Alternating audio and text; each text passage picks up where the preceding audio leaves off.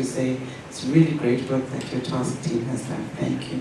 Thank you so much. And I'm glad that the more members are already joining. The more the merrier.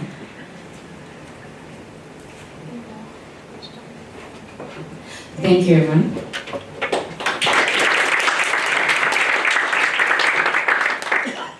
And now we move on to advocacy and policy.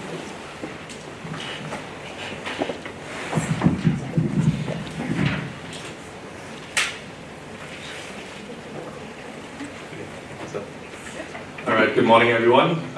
Kanye and I will co-present, as well as our fantastic participants. You just want to raise your hand briefly to show off that you were in the best working group? Good, thank you. All right, time to move on. So just to review our objectives and goals of the working group again. So we want to develop, we acknowledge the fact that we will never be able to design any document for the 54 countries on the African continent. However, we do believe that there are certain documents we can contribute to the work of AGHI. And so one of the documents is just the acknowledgement that people in the mental health field are not necessarily trained in competencies outside of the medical field or the mental health field when it comes to financing, when it comes to like advocating, when it comes to like how to engage with government stakeholders. It's just not part of our training, but we do believe there are core skills which we would do well with if we had these core skills, and this was one part of, is one objective of the working group. The other objective is really the acknowledgement that we are really facing a complex challenge here, and if we had the solution, we would have probably fixed it, but we don't have all the solutions, right? And so we are sitting in our offices, and to some extent we need to acknowledge, and I think Dr. Jordan had a really nice slide yesterday, right, when she talked about working with communities, and she was like, we can work about communities, or like with communities, in communities, right? And so we really need to acknowledge how do we hear the people more that are out there across the continent, right? And so is this something we can contribute, which is, probably universal, applicable. And so, and of course, we also like try to do some resource mobilization, because if there's no money, obviously there's no action. But so, first of all, we did a survey, I mentioned yesterday briefly. Here's the QR code. I don't want to talk about the survey in detail. And this is the survey we did before the meeting. It had nothing to do with our working group. But basically, if you want to scan the QR code and look at the results, it's on our Google Drive. Funnily enough, like what people really thought, we asked like 3 questions. Basically, we asked about content. What did you think you should know before you started working in your respective career in terms of global mental health? The content, we asked about the process, like what do you think you should have known in terms of methodologies, approaches, and then we just asked, what do you think, what else should we take into consideration? And so the voices of the members were pretty much, we are using the voices of the members to define the core skills in the mental health competency tool, but also like a lot of people actually did mention the gap between we're doing one thing and then there are the communities. So there is like definitely the need was identified to bridge the gap between what is done currently in the ideal state, I guess, and like the current state. And then did moderate the mental health competence. Okay, so just like talk about this briefly. So this is like the list from Dr. Georges, which he put together, and it was enriched with the list of the participants. There is a QR code, so if you want to scan this QR code, it's a very interactive PowerPoint. This brings you to the document Dr. Georges put together, and like for each of these core skills, and there are more. You see ... on the bottom. And for each of the core skills Dr. Georges identified, there will be more explanations about why we think this is important, what this entails. But also like this ... because we are not saying, well, this is the holy grail, this is all we need to know. We had fantastic input from the group members yesterday, what additional core skills are needed. And we will compose this, and like we can send this around and send a link maybe, but basically what we did is everyone put the ideas in Menti eventually, and as you can see, people mention additional core skills, right? Such as like on the right hand corner, the adult learning theory, right? When we engage, especially when it comes to education, right? Like how do we make sure that we are applying adult learning theories when we produce educational content? But also what we did ask participants to do is to identify resources. let's say you want to learn about economy, or let's say you want to learn about advocacy. Like, what are some of the resources we can use to teach people, right? Like, and again, this goes along with the idea, what are some, and I think this was just beautifully lined out in the last talk, like how do we deliver these kind of things, right? Like, do we say, here's a link? Do we have a resource folder? Do we say there are YouTube videos? You know, are there courses which we can offer? You know, can it be part of the institute's, you know, work to actually offer some webinar, like some sort of webinar, right, when it comes to these additional core skills. And so again, this is just a screenshot, like we had many more answers, but you know, when it comes to mental health, competency building, there are many things we could consider and like many activities we can do, and this was really only to start thinking about some of the resources and some of the additional core skills people were identifying. If you want to add some of the core skills, I mean, you have the QR code if you scanned it, and you can access it, but also if you want to just take a picture of this particular slide, we used Menti, as I was saying before. It's still open. You can go through the list of competency skills identified already, and you can go to Menti, put in the code to 28572728, and then you're limited to 250 characters, which is important. But you can submit more than once. Like you can do more than one submission. And so please let us know if you have additional ideas about competency and skills and resources which you think would be valuable for us to take into consideration. And this can be today, this can be tomorrow, or this can be in a week, whenever you have time. Okay, still taking pictures.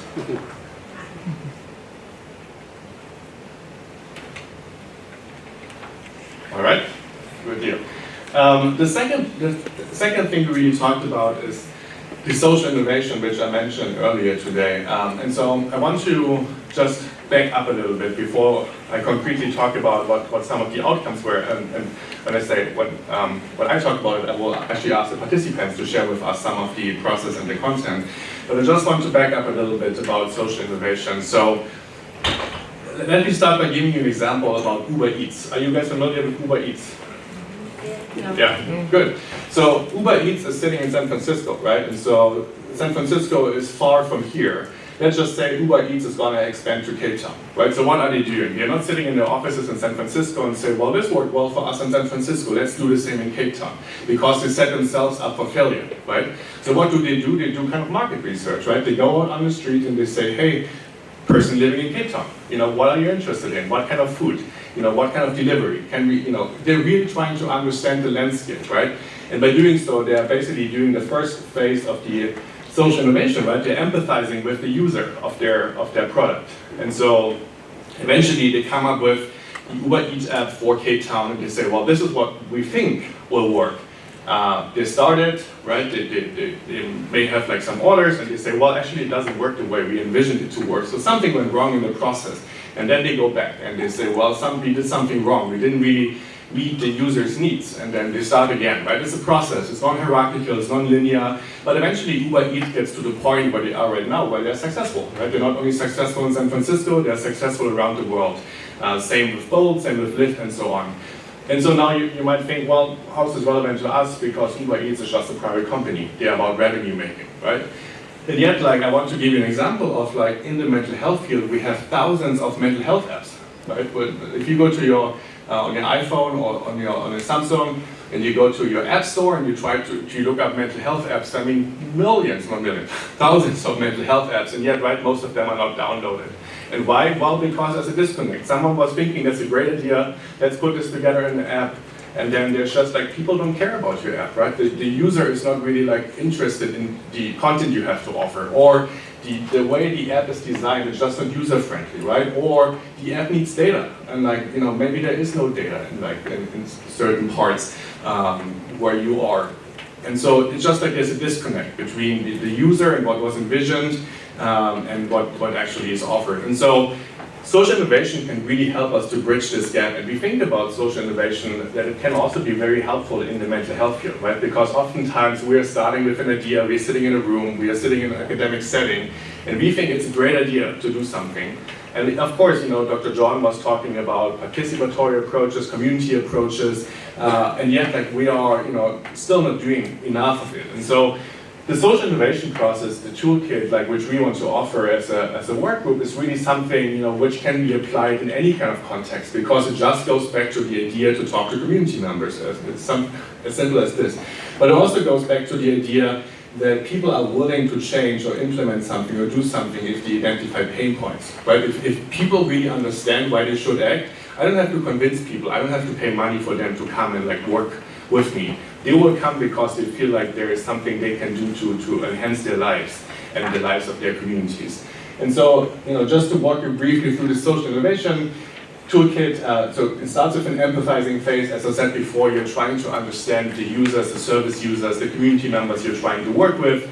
There are different tools. They're like journey maps, like where you can see, for example, for patients, how did they feel before they got sick? What did you do, right? They got up, they got out of bed, they brushed their teeth, they went to work, they had a job, then they came home, took care of the family. And what happened when they got sick, right? How did their life change? And what happened thereafter? And so out of the sun, you start to understand, well, there are a lot of challenges, right? And so then you start to define the challenge. Like there are many, many challenges. You need to be very targeted. It's not enough to say, well, someone with depression, is facing a challenge. Well, someone with depression can have mild depression, moderate depression, severe depression. They can be male, female, young, old, right? And some of them might be able to work, some of them might not be able to work. So you really need to be specific about like who you talk about, who are your community members you try to target. And then you define the challenge. And so usually the challenge in the social innovation space are called how might we challenge. And so how is just like, acknowledging, we kind of like know why we should act in the global mental health field. I mean, there's enough evidence why we should act, right? We kind of also know what we should do, and like, I just want to acknowledge that what actually comes a lot from the African continent, right? A lot of like research from low and middle income countries really help us to understand what should be done. Like for example, what is the active ingredient in CBT and for depression, right? Well, behavioral activation. So a lot of studies have actually shown us what we should do, but the big question remains the how, and so this is the how and the how might we part.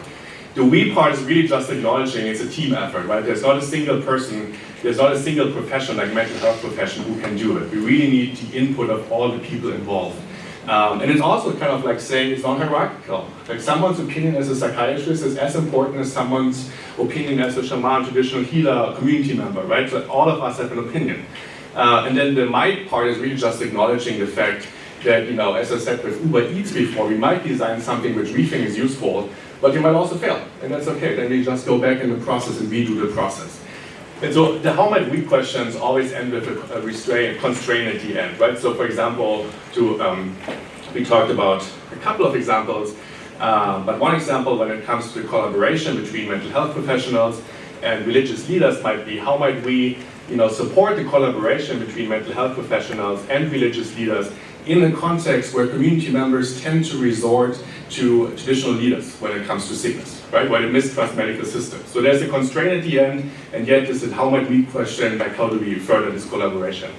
And then once we have the challenge identified, we ideate. Now we sit together, right? And so I can ask this table, this is a challenge, can each of you think about 4 solutions, right? And then it's like, okay, and then some of the solutions might work better and some of them might not work better in terms of like, is this a normal idea? Is it kind of like a really cool idea, something out of the usual? Is it easy to implement in terms of finances, right? Oftentimes, when we think about social innovation, like one of the criticisms is always like, it's expensive. It's actually not expensive, right? I mean, we can just think about how's the money spent right now and how can we spend it more effectively? Because the money is spent. And I will talk briefly about this afternoon, but we spend billions of dollars in the United States, for example, on mental health care. And yet the treatment gap for conditions like depression is still 50%. So spending money alone is not going to fix the issue, right? And so really, this is like you start to ideate, and then eventually you narrow down your ideas, you start to prototype, and this is an intervention you want to do. You go out in the field, work with community members, see what works and what doesn't work. And then, you might go back, as I said before, but eventually you implement whatever solution you have found. And so this is the toolkit we want to offer as a work group to the members here in this particular group, but also to everyone who's interested in working on this particular idea. And so what we did in our work group yesterday is basically we went through this process with the social innovation toolkit, right? And the question was, how might we make sure that any social innovation toolkit we present is not just good for shelves? You know, we don't want to put it in a shelf and say, we did something really cool. Like, I mean, I love all the WHO documents, but admittingly, how many of you are using, you know, the community toolkit from WHO on a daily basis? And like, look on page 54, and it's like, that's a great model they present. Probably not many, right? And so the idea is, how do we take these documents and make it relevant for community stakeholders? And so we went through the process. Let me just skip this. And so, you know, I just want to invite participants from yesterday to briefly talk about the process and some of the content which we talked about. Any volunteers? We didn't pre-assign, we were shy. But any volunteers from yesterday? Oh, sorry. As I said yesterday, I found the process difficult, especially if you're seeing it as I was seeing it for the first time. But it's also almost like psychotherapy, or like a way of selling your product, whether it's an advocacy product. That you once you've done the process, actually wherever you're selling to, they are likely to take it up. I mean, we also commented about how the politicians will come up with very interesting, useful policies, but they themselves actually never implement them. And I thought that it's something, if we could take them, politicians as their target population, if you could take them through this as well, you could probably figure out what are the impediments to implementation. Thank you. Anyone else wants to add voices? What do you say? Yeah, good. So yeah, I see this process as a disruptive process, and I could see where it would be kind of scary for folks because again, we have all this knowledge. Well, we think we have all this knowledge, right? And now we're passing this on to more the community, to other folks, and everything else. And this is kind of what I do in the work I do anyway. Kind of plan, reiterate, and just think of what's the basic way that we can help folks out with little to nothing, right? So I think not acting because you don't have funding is an excuse, and using this kind of tool is a great way to get creative, think outside the box, think of different ways where we could start to disperse some of that power, you know, that we have and distribute it back into the people and everything else. So yeah, I think the social innovation tool is amazing, and I think you should just give it a try, especially when it comes to social ideas. Because again, I think we have one way of trying to solve problems, it's throwing money at the problem, but there's so many other kind of ways that we can kind of do that, and this tool kind of stretches us in the ways that we can kind of think about solving problems, but also framing problems as well. So. All right, thank you. Anyone else? I have a question. Yeah. But I can wait until you answer. Okay.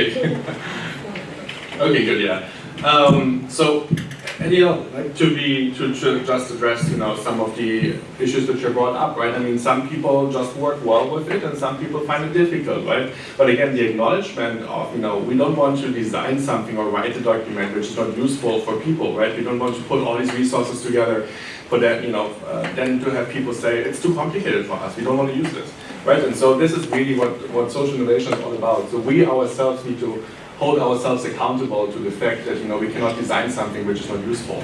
And so this is why the work yesterday was so cool. And we are also like trying to this tool further on four different continents this year and next year. Like we will, as I did yesterday in Tunisia at the conference in December, we will have a full workshop day where we do social innovation. We will do this in Quito later this year, at APA next year in America, and then also in Europe in March next year. And so the idea really is, right, it's not something which is like, I mean, yes, there are differences, but also like human suffering, pain points are just like universal, right? Like when people feel the need to change something, when they feel the pain, I mean, no matter where you are, you're going to move it forward. You're going to make a change. And so that's the idea.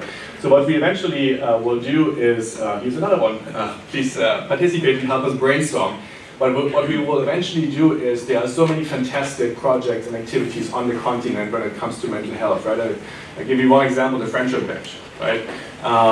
And so why is the friendship bench successful, and like why are they able to scale up, right? I mean, I don't want to go into details, but like the friendship bench could eventually be part of the social innovation toolkit, where we say, well, if you think about the like empathizing phase, or like the defining phase or ideating phase, here's a very concrete project which has done this exceptionally well, right? And this is why it is really successful right now. It's going to be a mix of like some didactics, some resources, some tools, and then some case studies, which hasn't been done in this form before, and which will be unique. It has been done in the health field, but it hasn't really been done in the mental health field, particularly in the global mental health field. So if you have like cool case studies, like things you think are working very successfully on the African continent, such as the friendship bench, please just submit your suggestions and idea to this particular Menti. It's the same Menti which I showed you before, so actually you don't need to take another picture, just like use the same picture you took before. And then again, we already had like people volunteering to be the U on the bottom, which is great. But we can extend the U boxes indefinitely, so please also consider joining us for our work group. We're meeting every third Monday in a month. Thank you. Do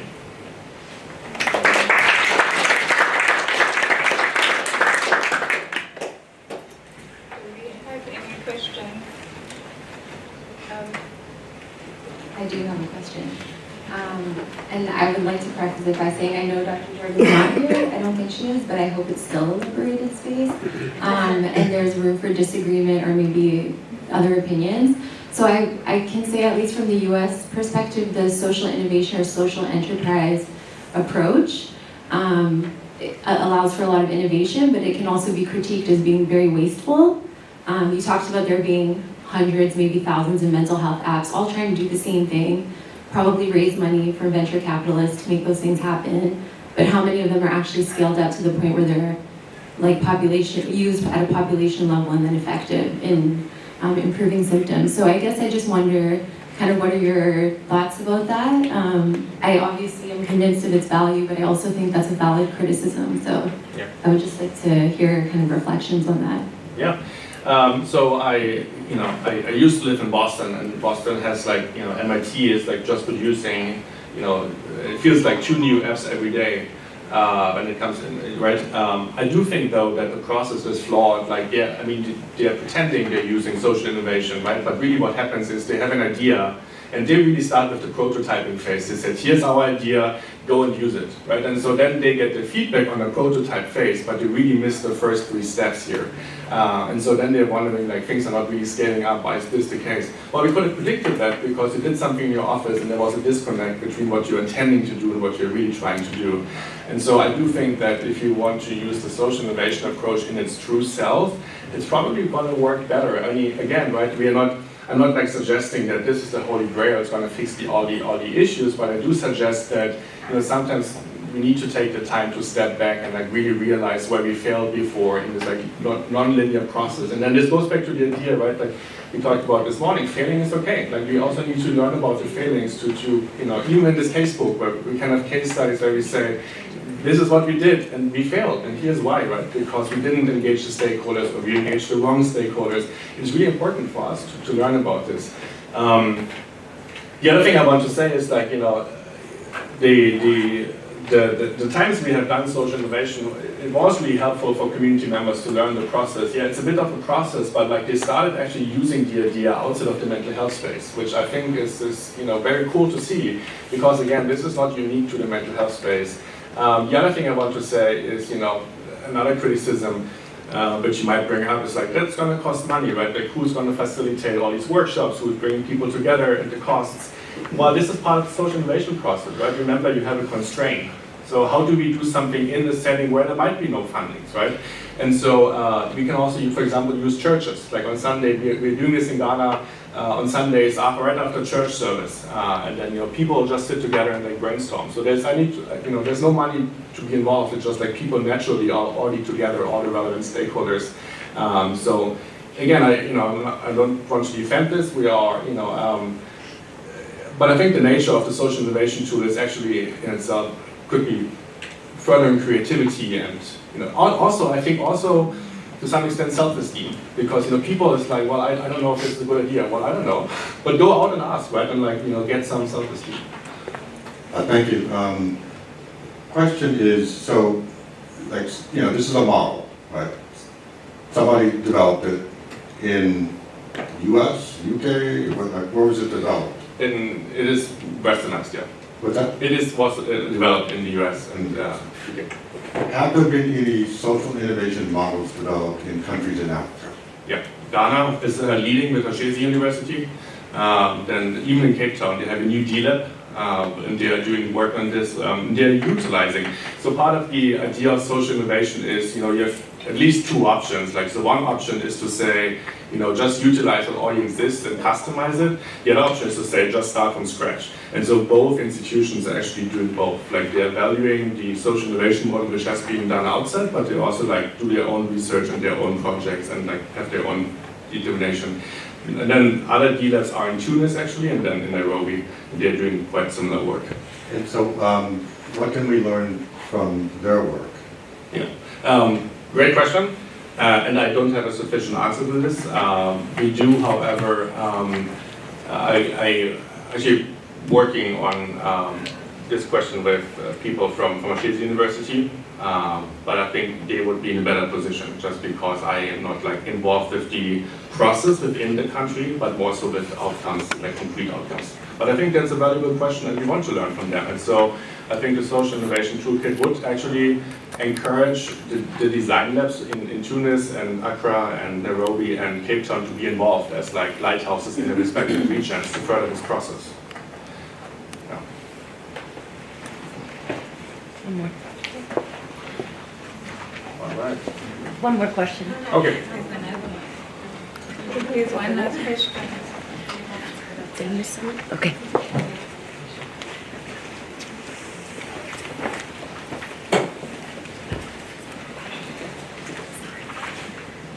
Thank you for a great presentation, and I'd like to commend your work for the whole teams. But I also like to commend what you just said about the need of looking at cases.